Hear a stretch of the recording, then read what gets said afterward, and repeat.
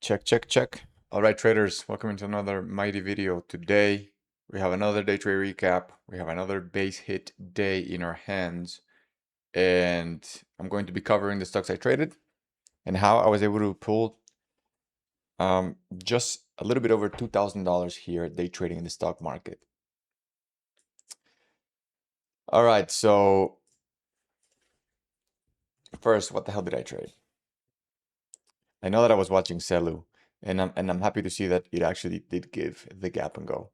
The gap and go trade is pretty much us breaking over pre-market highs and holding, right? We did do that, and we also held above 145 and 151, which are daily levels, right? These two highs that are, resistance levels, and once broken, they became support. So that first pullback, if you're buying right against this support zone, you would have caught a move from 140 all the way up to 247, $1 a share almost. And for this price range, that's a big, big move. This was in my watch list this morning, but I did leave and I didn't capitalize on that because I thought this move should have been the one that sent it, and it didn't. And I didn't like how aggressively it rejected here, and so I left. I didn't have a very smooth day. Today is what I call hot potato. We didn't have a obvious ticker pre-market. It was a lot of choppy things that were popping and dropping. You definitely had to be light on your feet, quick to jump from one stock to another, and also very precise in the way you were reading the money flow. And by money flow, I mean, where is the volume shifting? It shifts from one stock to another, from this one to the next one. And you can see when volume comes into a stock, it pops, right? And then when it eventually collapses, volume goes to the next stock, and then that one pops briefly. So if you can put yourself ahead that volume shift, you should be able to capture some good trades. I don't do very well when that happens. I do the best when we have one obvious stock from start to end. Because I get in tune with the stock. I start learning how it trades, how it moves. I like the headline. Everybody's looking at it. There's none of this hot potato nonsense. Nonetheless, I did a very good job at keeping it small, keeping it tight as we were, consolidating at the beginning of the day. And then finally was able to catch a decent trade on ticker symbol PPCB. This was the leading gapper. It actually, for once, had decent news. Let me see. Announces compelling new preclinical pancreatic cancer data for PRP, showing 90% tumor growth inhibition and 2.5-fold survival benefit. Cancer-related news, right? Healthcare, biotech, microfloat. It was checking a lot of the boxes. So surely it skyrocketed from $1 a share all the way up to 450. And from there, I can't remember if I jumped on this. I can't remember if I jumped on this.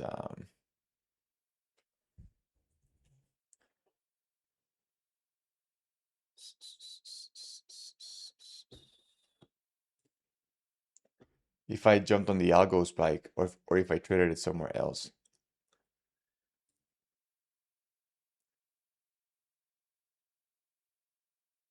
Take a look at my biggest winner here.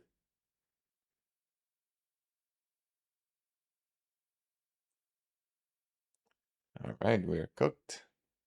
Yeah, so it does look like I instantly jumped in on that first algo spike. And like I said, it was meeting a lot of the criteria I like. And the higher the quality of the setup, the more eager I am to jump on that stock. You know how Warren Buffett says, you have to be greedy when everybody else is fearful and fearful when everybody else is greedy. For me, it's kind of like the more I like a stock, the greedier I become in wanting to buy whatever retracement it gives. And the crappier the stock, the more patient I become, and kind of like I get very picky with the pattern I do allow myself to trade. Anyways, so we get the algo spike trade, we get the first retracement that holds VU up, and then we push again all the way up to 438. The problem with this stock, and as I was telling the people in my live stream, is that we were up already 300%. And statistically, stocks that go up 300% don't give a second leg up, especially in such a vertical move. I was keeping track of the gap and go just in case. This was on my watch list as well, but I didn't think it was going to happen, right?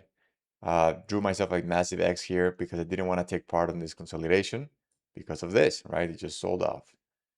But if we did broke out of pre-market highs and held, we had room to run, right?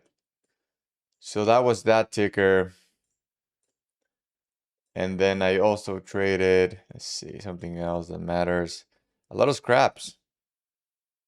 A lot of scraps. SELU, let's take a look at this. As you can see, we hit our head on a bit of a double top against these levels of resistance. But at the very least, even if I didn't partake on this, I'm glad to see that setups are working. The gap and go is back. We got an insane move here. Short sales got squeezed. They got squeezed, right? They got squeezed. And this is good because then that means tomorrow they're going to be a little more skeptical about what they short. They're probably going to be a little more panicky if they do short against a runner. So definitely feel like this week pre-market has been hotter. We've seen way more headlines than what we saw last week. Oh God. Here we go. We saw way more headlines than what we saw last week. And I need to leave before I start trading this. And it looks like the market is slightly shifting. So you can see once we broke out of this downtrend, we start stepping up. And off we go into new highs. But anyways, I don't even know what else to talk about. That's the day, right? Tomorrow we start at 0. Tomorrow is Friday. I love Fridays because I come in with a mindset of no trade day, kind of like the week is over. Anything that we get on a Friday is kind of like the cherry on top. But my expectation is to get nothing. So that mindset helps me be very nonchalant about even trying to trade. I'm like laying back, not forcing anything. Somebody has to look incredibly A quality so that it pulls me into trade, so that it's almost insulting not to take that trade. And that's honestly how every trade should feel like. We are obsessed with the idea of catching daily cash flow and like trading every day. But truly, that's not how trading works. You got to stop forcing trades, and instead you have to wait to be pulled into trade. Something so obvious, right? Obvious. That's gonna be my mindset tomorrow. I don't want to trade mediocre stuff. I don't want to trade anything that moved at 4 or 5 a.m. I don't want to trade anything with no news. I don't want to trade penny stocks. I don't want to trade China stuff. I want to trade something with a headline, right? That's hot. That on the first algo spike breaks out like 70% instantly.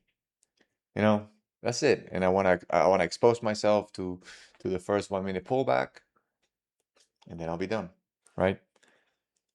All right, that's gonna do it for the recap. If you want to learn the hyperscaling strategy, check the link in the description. We're actually doing a 40% discount because we are relaunching the Hyperscaling strategy 2.0 with new classes and all of that, because the market has definitely changed.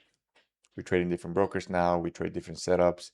The concept and the strategy is still kind of like the same, the foundation, but it's a bit of a different playing field. So if you want to learn the hyperscaling strategy, description. All right, it's been the mighty. Stay safe, stay green.